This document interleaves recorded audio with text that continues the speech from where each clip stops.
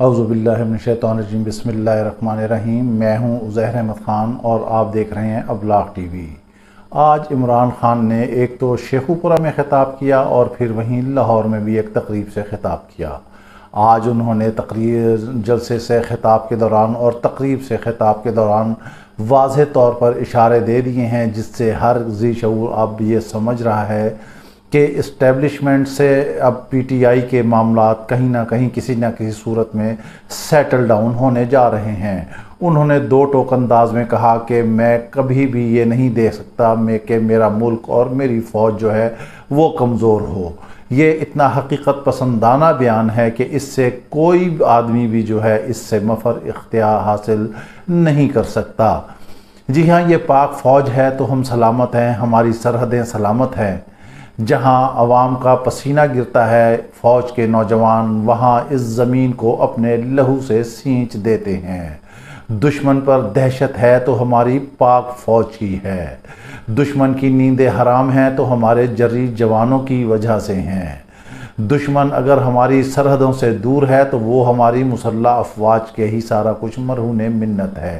یقینی طور پر فوج کو کوئی بھی کمزور نہیں دیکھ سکتا، مگر ہمارے اس ملک کا خصوصی طور پر ایک المیہ رہا ہے۔ ہم پہلے بھی ایک ویلاگ میں اس بات کا ذکر کر چکے ہیں کہ نامعلوم کون سی ایسی وجوہات ہوتی ہیں، کون سے ایسے سرکمسٹانسز ہوتے ہیں جس کی وجہ سے حکومت اور اسٹیبلشمنٹ کے درمیان جو ہے معاملات گڑبڑ ہونا شروع ہو جاتے ہیں۔ اصل مسئلہ کیا ہے وہ آج ہم آپ کو بتاتے ہیں کہ اصل ایشو کیا ہے کہ حکومت سے کیوں معاملات خراب ہوتے ہیں۔ صرف ایک اختیار کی بات ہے، اگر وہ اختیار نہ ہو اور روٹین سے اور قانون اور آئین کے مطابق وہ معاملات حل ہو جائیں تو کبھی بھی ایسا ہوگا ہی نہیں۔ کیونکہ آپ دیکھیں سوشل میڈیا پہ، ٹویٹر پر، فیس بک پہ، انسٹاگرام پہ، ٹک ٹاک پر، جو بھی ایسی ایپ ہے جو سوشل میڈیا سے ریلیٹڈ ہے وہاں پر خواہ مخواہ بلا وجہ اسٹیبلشمنٹ کے خلاف ورزہ سرائی ہو رہی ہے، اور اس کی صرف ایک ہی بنیادی وجہ ہے جو کہ ہماری حکومتیں، یہ موجودہ حکومتیں جو کہلاتی ہیں ہم جمہوری ہیں، اس کو یہ ختم کر سکتی ہیں۔ 47 سے لے کر اب تک ایک سلسلہ چلا آ رہا ہے لگاتار، مگر حالات کے مطابق جو ہے قانون اور آئین بدلتا رہتا ہے، اس میں ترامیم آتی رہتی ہیں، کبھی 16ویں، کبھی 17ویں، کبھی 18ویں ترمیم آتی ہے، مزید بھی ان ترامیم میں مزید امینڈمنٹ ہوتی رہتی ہیں، وضاحتیں ہوتی رہتی ہیں۔ تو اس حوالے سے آخر کیوں نہیں قانون بن سکتا؟ اس حوالے سے مسئلہ کیوں نہیں حل ہو سکتا؟ مسئلہ کیا ہے؟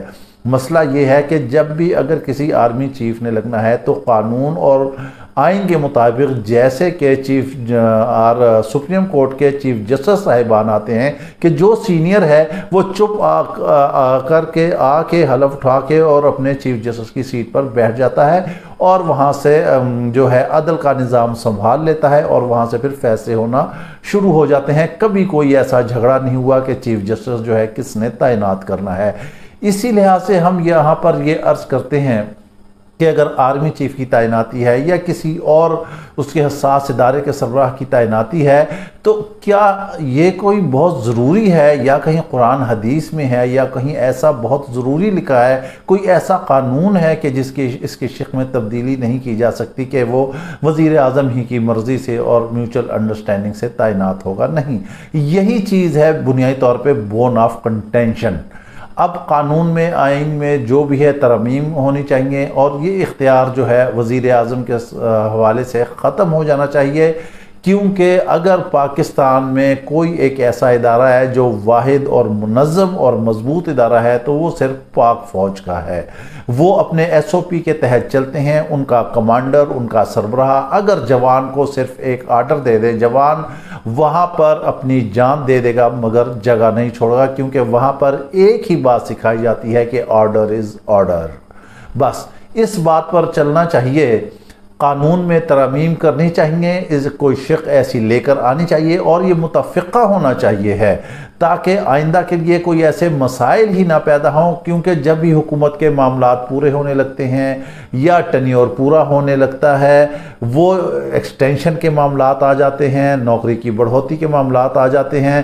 بہتر یہ ہے کہ وہ ایک منظم ادارہ ہے، وہ بہتر طریقے سے اپنے معاملات کو بہترین انداز سے چلاتا ہے، اس کو پتہ ہے کہ کیسے چلانا ہے۔ جو سینئر ہے، جس کا بھی ٹرن آ رہا ہے، بھلے وہ 1 دن کے لیے ہو، بھلے وہ 2 سال کے لیے ہو، بھلے وہ 5 سال کے لیے ہو، جتنا بھی ٹینیور ہو اس پر آ کر وہ بیٹھے، باغ ڈور سنبھالے، سربراہ بنے، حکومت اپنی جگہ چلتی رہے، وہ اپنے معاملات چلائے رکھیں۔ پھر نہ تو یہ وضاحتیں کرنا پڑیں گی کہ ہمیں سیاست سے دور رکھا جائے، اور پھر نہ ہی سیاستدان خام خواہ ان کو گھسیٹیں گے کہ آپ آئیں اور ہمارے مسائل حل کریں۔ یہ اگر ایک نقطہ حل کر لیا جائے گو کہ ذرا مشکل ہوگا، طبیعت پہ گراں گزرے گا، اختیارات دینا پڑیں گے، مگر اختیارات دینے سے اگر ملک میں جمہوریت پنپ سکتی ہے، ملک میں امن و امان ہو سکتا ہے، حکومتیں مدت پوری کر سکتی ہیں، معاملات سموتھلی چل سکتے ہیں، پھر ایسے نہ ہو جیسے ہر سربراہ کے سوشل میڈیا پر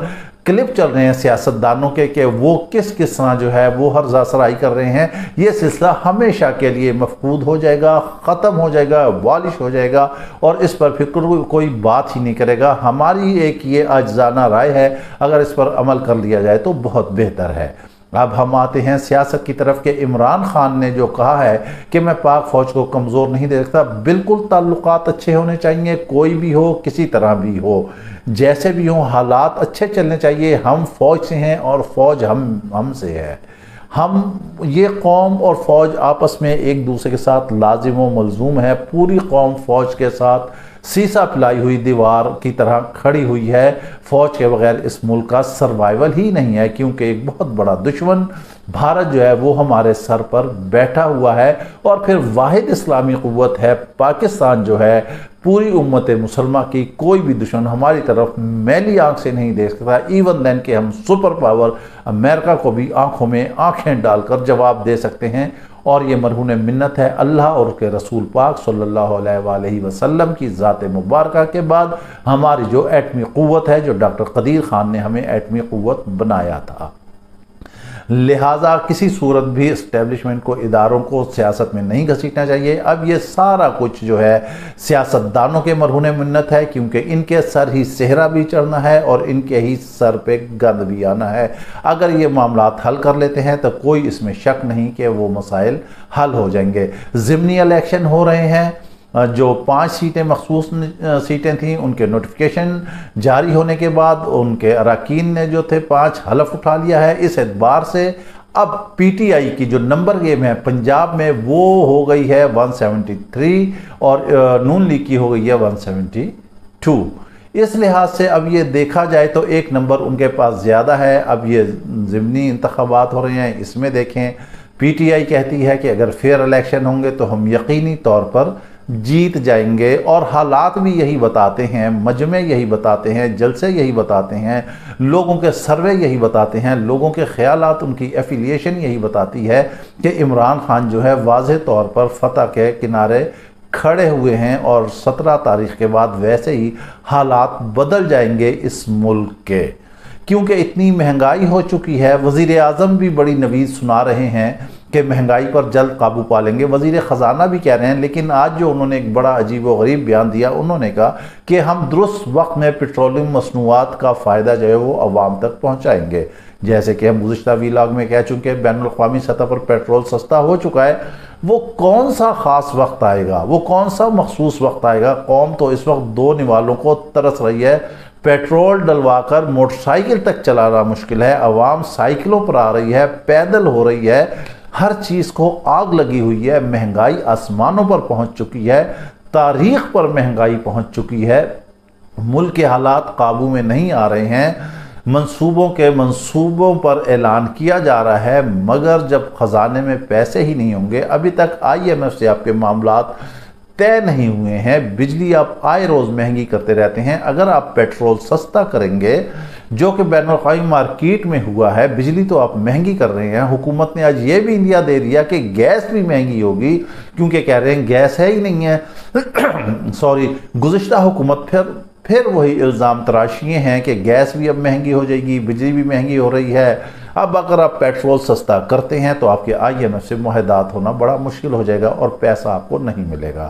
ذرائع یہ بتا رہے ہیں کہ چین نے بھی کہا ہے پاکستان سے واضح طور پر کہ آپ بتا دیں کہ آپ کس کے ساتھ ہیں اور کس طرح ہیں، پالیسی ایس او پیز آپ کے بالکل فیئر ہونے چاہیے۔ اس لحاظ سے بیرونی دنیا میں بھی ہمیں کوئی خاطر خواہ کامیابی ابھی تک حاصل نہیں ہوئی ہے۔ اب یہ جو انان اقتدار ہے، یہ جو انہوں نے سنبھالنا ہے، سب کیا ہے؟ مال و دولت کے پیچھے دوڑ رہے ہیں، کچھ بھی نہیں ہے، سب کچھ اس دنیا میں رہنا ہے۔ ہم آپ کو صرف ایک چھوٹی سی مثال بتاتے ہیں کہ برج خلیفہ جس نے بنایا، وہ برج دنیا کا بلند ترین، وہ آج بھی یہیں پر موجود ہے، مگر وہ شیخ جو ہے وہ وہیں پہ جا کے زمین کا حصہ بن گیا، اس کا پیوند بن گیا، وہ 2-2.5 گز کی وہی قبر ملی، نہ وہاں پر برج خلیفہ گیا، نہ وہ دولت گئی، نہ مال گیا، نہ کچھ گیا۔ آج جو الزام تراشیاں لگتی ہیں کہ اس نے اتنی کرپشن کر لی، اربوں خربوں کی، اتنے اربوں کے منصوبے لگائے جانے، اس میں بھی کرپشن ہے۔ کھانی تو صرف 2 روٹیاں ہی ہیں، ہیرے جواہرات تو نہیں کھائے جا سکتے ہیں، کھانی 2 روٹیاں ہی ہیں، مگر اس دنیا کے پیچھے بھاگنے سے سوائے ذلالت کے کیا فائدہ؟ عزت ہے تو سب کچھ ہے، دولت ہو، جاؤ حشمت ہو، اس کا کوئی فائدہ نہیں ہے۔ اللہ کے یہاں صرف اگر کسی کو برتری حاصل ہے تو وہ تقوی اور پرہیزگاری ہے۔ جی ہاں، آخرت میں آپ کا تقوی، پرہیزگاری اور حقوق العباد ہی کام آئیں گے، لیکن یہاں کیسے حقوق العباد ہے؟ حکمران کھانے کھائیں تو میزوں کی میزیں سجی ہوں، جب چلے تو گاڑیوں کا ایک جم غفیر اور قافلہ ہو، ہر سہولت ان کے پاس ہے، جبکہ ان کے محلوں کے باہر جو ہے عوام بھوکی مر رہی ہے، سوکھی مر رہی ہے، بھوکی مر رہی ہے۔ آپ کے کس منہ سے اللہ کے پاس جائیں گے؟ یہ اسلامی جمہوریہ پاکستان ہے، آپ کو عوام نے اختیار دیا ہے، عوام کا خیال رکھیں۔ صرف اپنے ہی شکم بھرنے سے مسائل کسی صورت بھی حل نہیں ہو سکتے ہیں۔ یہ سارا کچھ دنیا کا دنیا میں ہی رہ جائے گا، سامان 100 برس کا ہے، پل کی خبر نہیں۔ وہ کہتے ہیں کہ جب لات چلے گا بنجارا، سب ٹھاٹ پڑا رہ جاوے گا، جب لات چلے گا بنجارا۔ بڑے بڑے آئے، اپنے وقت کے بڑے بڑے مال و دولت والے آئے، اربوں خربوں والے آئے، مگر ان کی دولت کا ایک طرف ڈھیر لگا دیں، سونے جواہرات دنیا کی ہر دولت کا ڈھیر لگا دیں، مگر جو ان کی زندگی کا 1 سیکنڈ فکس ہے، جب اللہ نے بلانا ہے وہ 1 سیکنڈ نہیں خرید سکتے۔ یہ دنیا ہے، یہ آخرت کی کھیتی ہے۔ اللہ تعالیٰ نے آپ کو اختیار دیا ہے، آپ کو اقتدار دیا ہے، آپ سے اللہ تعالیٰ بہت زیادہ پوچھے گا کہ آپ نے رعایا کے ساتھ کیا کیا ہے؟